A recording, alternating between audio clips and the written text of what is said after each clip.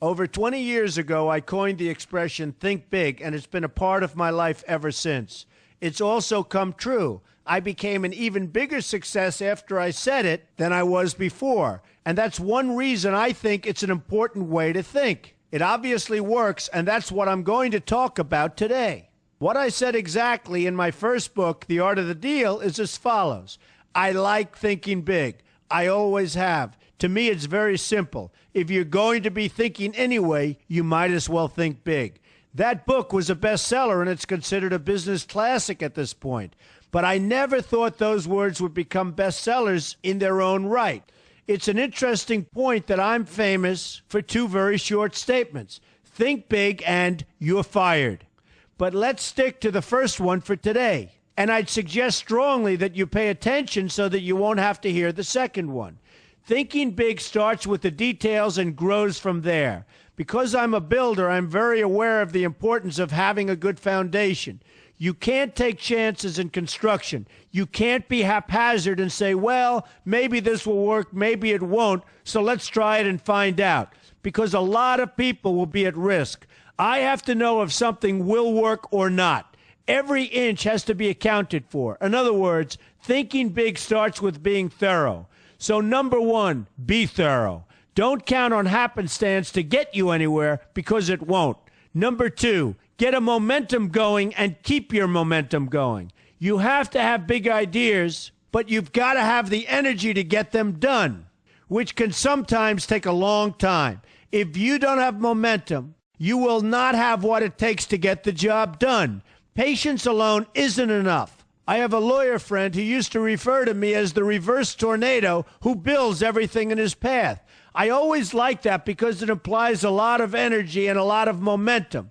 And that's exactly what it takes to get anything done. So keep your momentum going.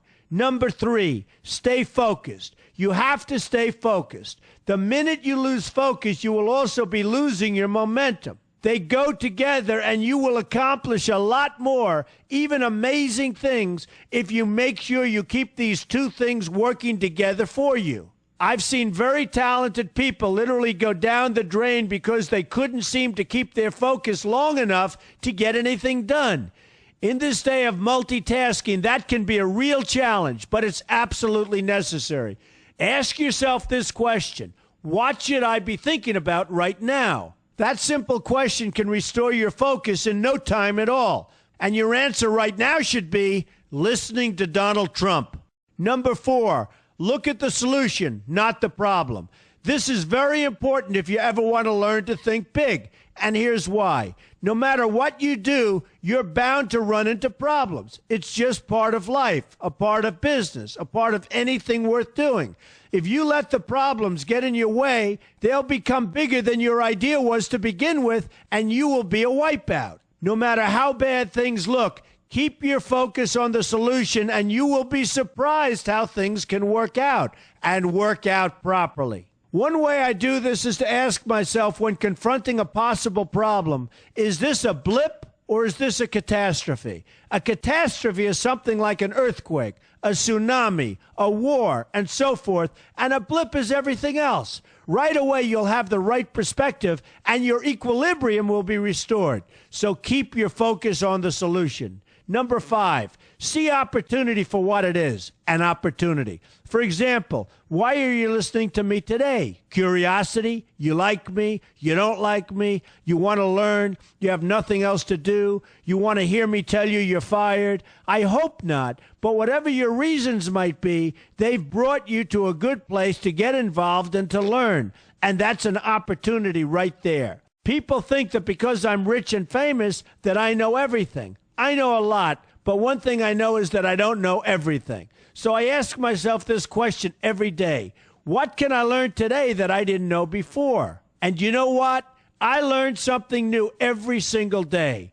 That's a big reason for my success, and the same thing can apply to you. Take the time to see today as an opportunity, and you'll be surprised by what can come your way. Be open to new ideas, and you will be creating your own opportunities before too long. Number six, know everything you can about what you're doing. That's a good way to cover your bases. Another good way is to read the book Robert Kiyosaki and I have written together, Why We Want You to Be Rich. It's about covering your bases and knowing what's going on. I remember when some guys came in to meet with me about a great idea they had for an atrium for a building on Wall Street. It was a beautiful idea except for one thing. None of them had thought about how the building would be supported around this fabulous atrium. They didn't take into account the steel columns that were necessary to support a 72-story building, a very big and embarrassing oversight that could have been avoided if they'd taken the time to think about what they were doing. Don't let that happen to you. Know what you're doing first. Number 7, be lucky. Remember the old saying, the harder I work, the luckier I get. Well, it happens to be true. It works for me, and I've encountered some pretty big successes. But this goes along with something that's absolutely necessary for great success. Be passionate. You have to love what you're doing if you want to be successful at it. My father told me that it's absolutely true. I might work 7 days a week, but it doesn't seem like work to me because I love what I'm doing. If you don't like what you're doing, find something else to do, or do it part-time until you can find something full-time. You will never be successful, happy, or healthy unless you're doing what you love to do. That's just the way it is. So give it some thought. In fact, give it a lot of thought. For example, if you're feeling frustrated, there are 2 ways to look at the situation. Frustration can mean that maybe you're expecting too much, or it can be an indication that you know you should be or could be doing more. Use frustration as a motivator. Use it to get where you want to go instead of staying where you don't want to be. But above all, be passionate. That's the fast track to success, no matter what your interests are. Number 8, see yourself as victorious. That can zap negativity immediately and put a positive spin on problems. I've gotten to the point where I see problems as challenges that I'll enjoy meeting and dealing with. My point here is that no matter what you do, you will encounter problems. Why not see them as challenges instead and know that you are more capable of dealing with them? That's positive thinking with a realistic slant. When I go into negotiations, I keep an open mind to what may happen. But I can tell you that there's already a done deal attitude on my part. I've already thought the process through to the extent that I know everything will be better off if they agree with what I've come up with because I've taken both sides into account. I enter the situation with a victorious attitude, and I've had enough victories to know that this attitude works. Use it. Number 9, be smart. Know that you have something unique to offer because you do use the tools that are provided for you and remain open to new ideas. That's being smart. That's also where innovation comes from. Being smart means you know how to use what you've got. That doesn't mean there's nothing left to learn, but it means that you will have the ability to learn and move forward with success.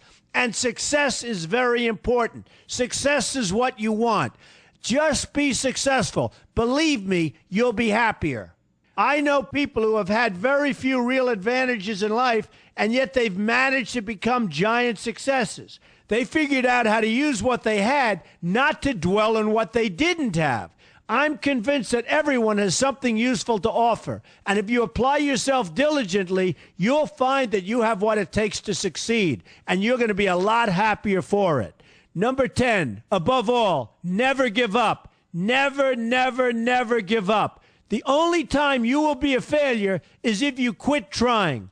Only losers quit. The biggest losers in the world are quitters. Winners keep on going. So whatever you do, never give up. My father always used to harp, never give up, son, never give up. Don't ever quit. I never want to see you give up or quit. Well, my father was a smart guy, and I listened to him. And remember, think big. A good way to start is to read our new book, Why We Want You to Be Rich. 2 men, 1 message. There's a lot of great advice in there for you, and I expect you to pay attention. You're going to do fantastically well. You're going to be a winner, and I'm going to see you in the winner's circle.